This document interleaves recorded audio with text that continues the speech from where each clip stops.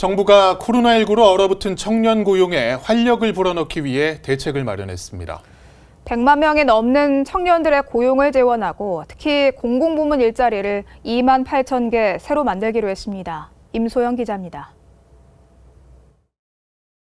코로나19로 고용 상황이 급격히 악화되면서 가장 큰 타격을 받은 건 청년입니다.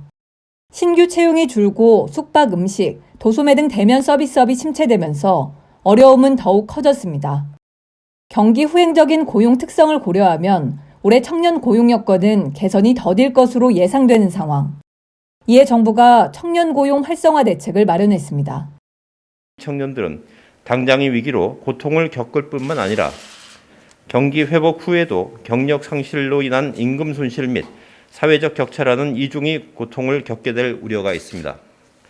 정부는 이러한 엄중한 상황을 인식하여 우리 경제의 빠르고 강한 경제 회복을 지원하는 한편 정책 역량을 총동원한 청년 고용 활성화 대책을 마련하였습니다.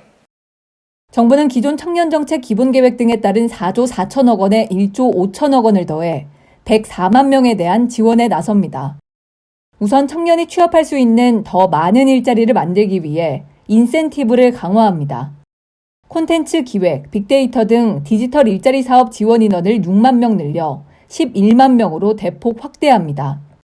중소기업 청년 신규 채용을 유도하기 위해 특별 고용 촉진 장려금 5만 명 가운데 2만 명을 청년에 우선 지원하기로 했습니다. 이와 함께 청년을 고용한 소상공인 16,000명에게 청년 고용 특별자금을 지원하고 고용을 유지하면 1년 이후 금리를 더 낮춰줍니다. 정부는 청년이 일할 수 있는 영토를 넓히기 위해 청년 창업 활성화에도 나섭니다. 비대면 분야 유망 창업기업 600곳을 육성하고 이를 통해 일자리 3,600개를 창출합니다. 구글 플레이, 마이크로소프트 등 글로벌 기업과 협업해 청년 창업기업 200곳의 해외 시장 진입도 돕기로 했습니다. 정부는 아울러 공공부문이 청년 일자리 창출에 마중물 역할을 하도록 힘씁니다. 오는 2023년까지 공공기관 청년 고용 의무제를 연장하기 위해 올해 안에 청년 고용 촉진 특별법 개정을 추진합니다. 특히 디지털 그린, 생활 방역, 안전 일자리 등 분야에서 청년 직접 일자리 2만 8천 개를 만들 계획입니다. KTV 임소영입니다.